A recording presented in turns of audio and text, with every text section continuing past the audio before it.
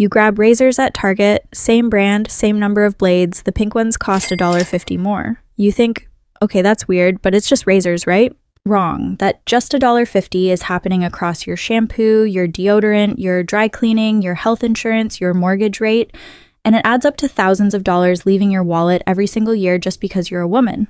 That's the pink tax, and today we're exposing exactly where it hits you hardest, and more importantly, what you can actually do about it. In 2026, with inflation still squeezing everybody's budget, this matters more than ever because women are already earning less on average, and then quietly being charged more on top of that. Studies show women pay up to 13% more for everyday products that are virtually identical to men's versions. That's not a conspiracy theory, that's been documented by the New York City Department of Consumer Affairs, multiple consumer watchdog groups, and economists for over a decade. Here's what we're covering today: where the pink tax actually hits you hardest, why it's still legal, and 5 practical moves you can make starting this week to stop paying it. Let's get into it.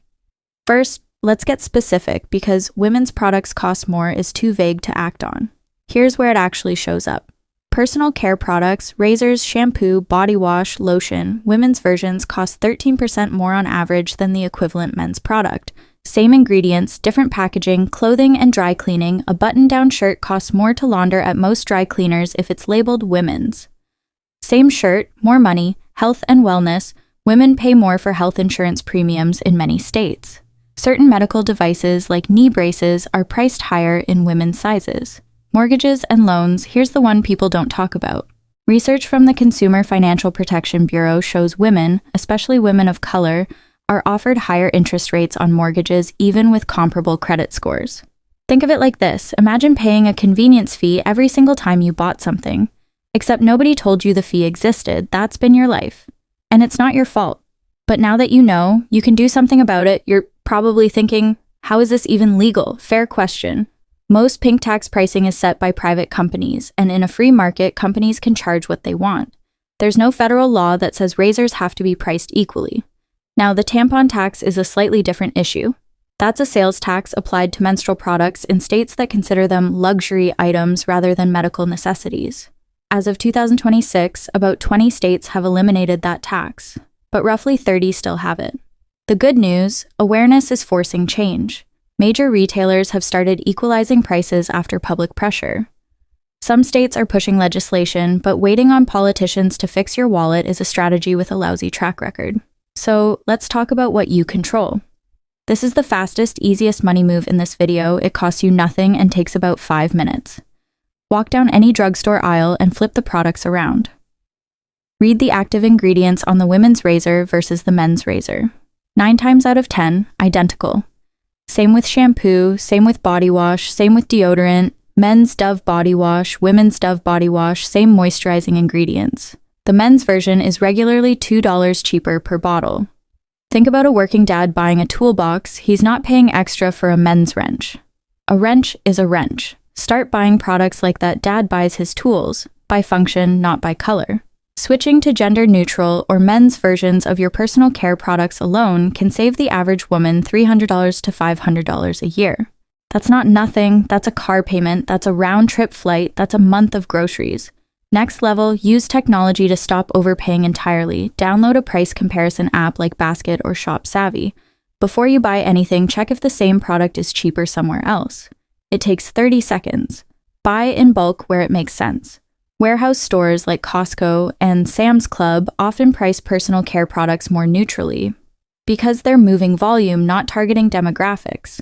Subscribe and save models on Amazon can cut 5 to 15% off products you buy repeatedly. Stack that with buying the gender-neutral version and you're compounding your savings. And here's one most people sleep on: store brand products. The generic version of almost any personal care item is formulated nearly identically to the name brand.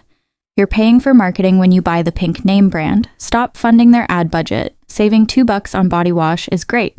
But this next point is where the real money lives. When it comes to mortgages, car loans, and insurance, the pink tax isn't about pink packaging. It's about bias baked into pricing algorithms and negotiation gaps. Here's the honest truth: women are less likely to negotiate. That's not an insult. It's documented in consumer behavior research, and lenders know it. So here's your move. Always get at least 3 quotes on any loan or insurance policy. Always. Shop your mortgage like you're comparison shopping a car. Because it's the biggest purchase of your life. When you go in for a mortgage or car loan, know your credit score before you walk in the door. Pull it free from annualcreditreport.com. Walk in knowing your number. A borrower who knows their score negotiates 40% more effectively than one who doesn't. And if you're ever quoted a rate that feels off, and me also, ask them directly, Mom, what would I need to do to get a lower rate? That one question has saved people thousands of dollars in interest. Finally, for insurance, use a broker, not just one company's website. A broker shops multiple carriers for you and has a financial incentive to find you the lowest rate. Use that system. Here's the bottom line. The pink tax is real, it's costing you real money, and the system isn't going to fix itself, but you don't have to wait for it to. Buy by function, not by color. Use technology to compare prices. Get multiple quotes on every big financial decision and know your credit score before anyone else tells you what it is. Those 4 moves alone could put an extra $1,000 or more back in your pocket this year. If this video gave you something useful, subscribe. Every week, we break down money topics in plain English with zero fluff so you can make better decisions faster.